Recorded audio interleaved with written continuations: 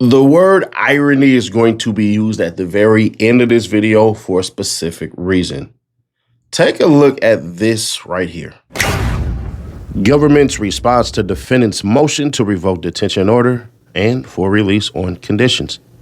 Now, here's where it gets interesting. Defendant Corday Johnson is a documented Gray Street Crips KSBG gang member.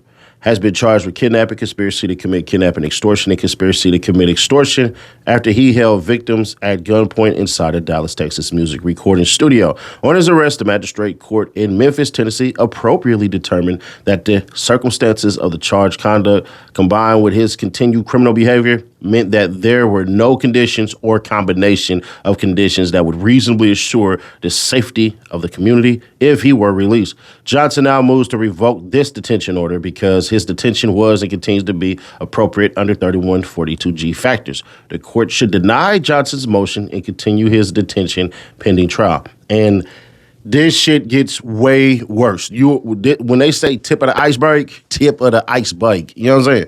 So obviously it talks about him going to Dallas and all this stuff, so we don't got to read none of that. But what is very, very interesting, and you're going to see it pop up in a minute, is his name. So he's Baby Slime. Just going to put that out there so we know. We caught up with that? All right, cool. So in the days leading up, Williams Jr. message fellow Chopper Gang members, including Johnson, to coordinate travel to Dallas. These messages were sent to in the encrypted group messaging using mobile phone application Signal.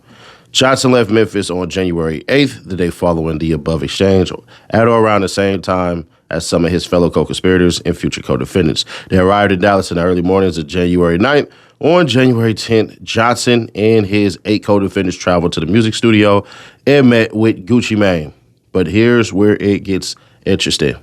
It says Johnson was not a passive observer to the violence that ensued. Indeed, BP reported that a person he knew as Baby Slime 375, who was later determined by investigators to be Johnson, held him and others at gunpoint during the offense, while other co-defendants robbed the victims of money and valuables. After the robbery was complete, Williams Jr. and his co-conspirators exited the larger part of that, and then they called 911, meaning Gucci Mane called the police while he was there. No disputing that.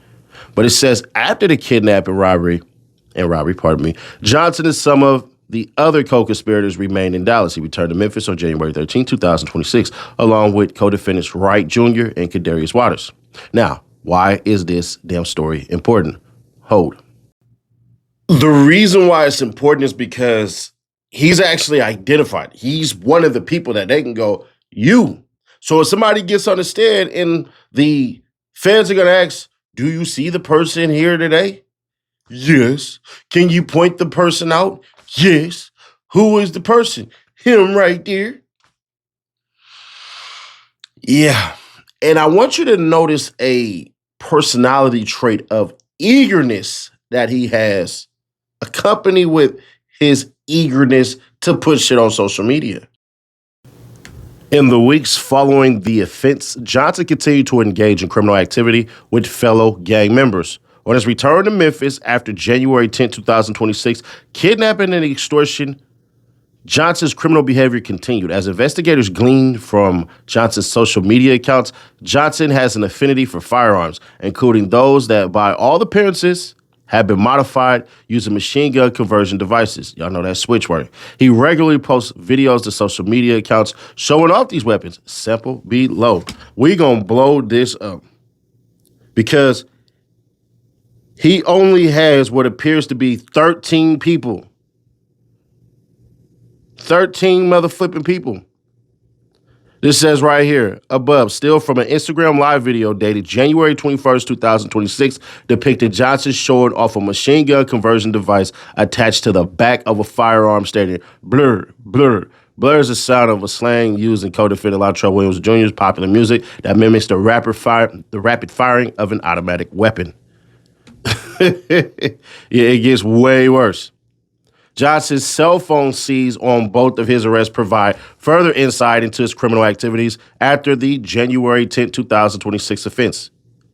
in that they contain numerous additional media depicting firearms with machine conversion devices in Mary Jane. Y'all can see this dude is not one of the brightest individuals. We just gonna keep it authentic. He's showing off switch work like it's a goddamn trophy. Johnson also continued his affiliation with the violent Memphis street gang, Chopper Gang, after his trip to Dallas, as indicated by videos such as the ones exerted below. Man, look at, boy, they, bro, how y'all didn't know the feds was watching y'all? But don't worry, y'all gonna say people are snitches. I get it.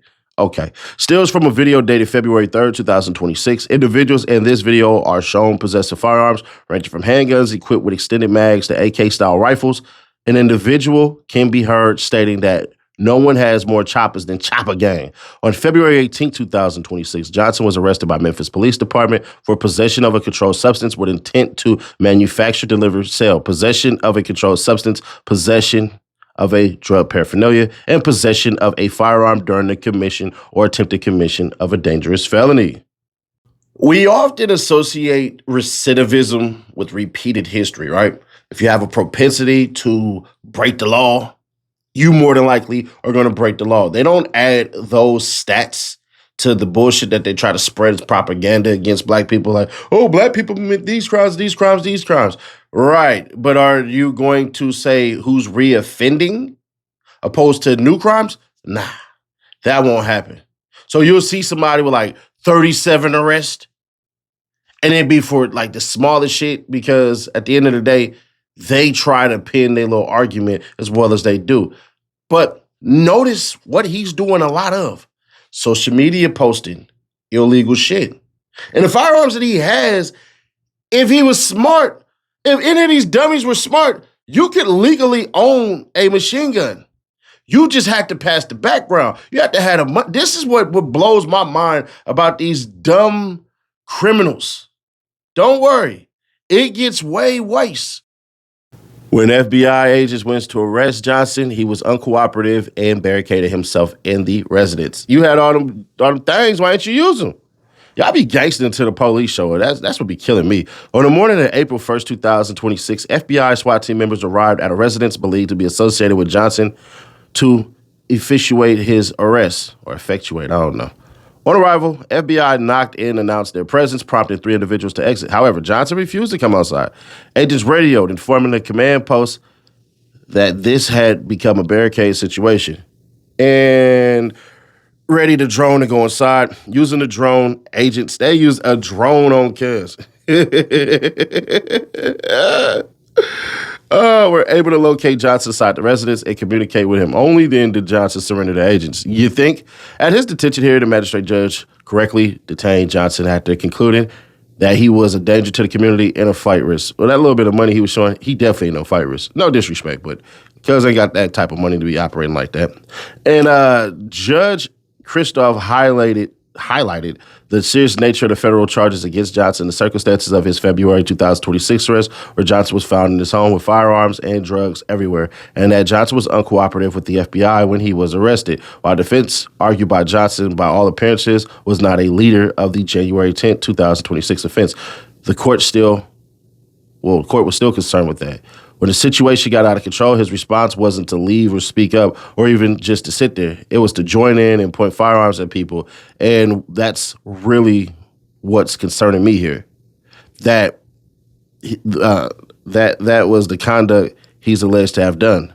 If he's among a highly influential group, it appears that the influence continues because of the situation that he was located on February 18th. It talks about the Bail Reform Act.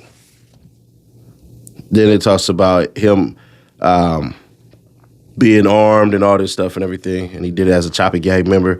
Despite his limited prior criminal conviction, Johnson's social media and cell phone contents reinforced that his participation in January's armed conflict was not a one-off blunder, but rather a pattern of a broader criminal activity that only ceased on federal arrest. Johnson's motion claims that circumstances have changed, pointing to the dismissal of the charges related to his February arrest and the proposal of third-party custodianship.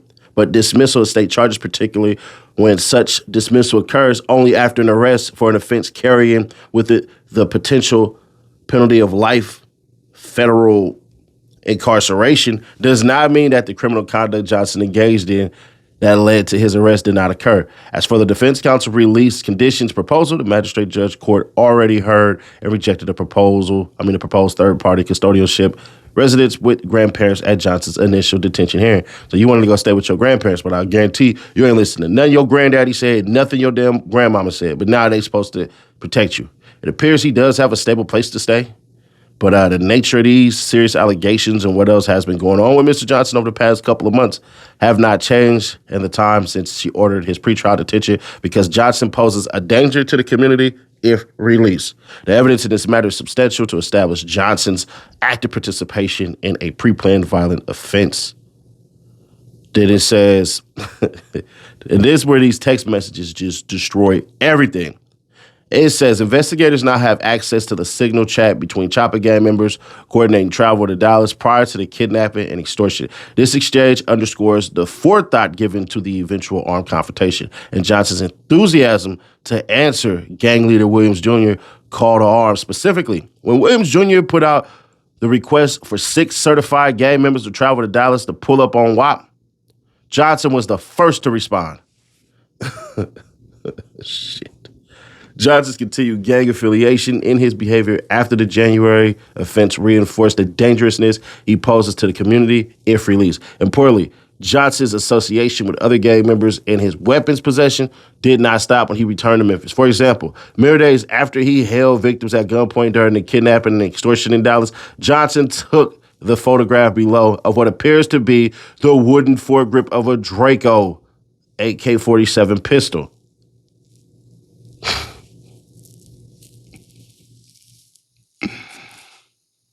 Jeez Louise, man, I'm sorry. The following week of January 21st, 2026, Johnson took a photograph of himself, posted with a Glock handgun and fixed with a Glock switch. His cell phone also contained the below photographic hash and a black shiesty face covering, the same type of mask Johnson wore during the January 10, 2026 offense. Bruh, y'all know now that he's the person that was with the shit in the damn video. This was the man that was holding Gucci Mane gunpoint. This shit, what shit? You dropping this done deal. Bro, let them know It's a done deal. Bro, it's a done deal. Let them know you dropping me, I bro. drop you. No, say it. POOH Shiesty drop from 1017. Shout out to real nigga. Ain't never did no police shit or none of that, bro. Tell them what's going on. Bro, we just did that. That's done. What you do? You drop. You said you want to be dropped. You drop. You signed the paper I and signed the everything. paper. It's done. So I took it there. Yeah, fuck you mean. Everybody who calls the bloggers, the feds, like a person who is highly uneducated on how social media works, but knows how to keep himself relevant and could make millions upon millions of dollars on social media, aka Boosie. Y'all don't ever call this behavior out. I said out. I'm crying. I was watching Sandlot earlier, so yeah is what I'm talking about. Y'all never call this type of behavior. I wonder why. Boosie, since you said everybody, social media detectives and all this shit and everything, the actual detective work is between 13 or 18 people watching your goddamn Instagram live video while you toting up firearms and doing all this shit. Will you ever have the balls to call this shit out like I do? Fuck no. Because you want to be an old YN. But he did it to himself. They filmed the crime. They filmed what happened after the crime. They showed the damn weapons. Ain't no damn snitching going on except for, Gucci Mane did lead him. But you ain't just flat out go, Gucci Mane the damn snitch. You still playing the game. On February 18, 2026, Johnson was arrested by Memphis Police Department after he was encountered in a trap house with other documented Gray Street Crip gang members.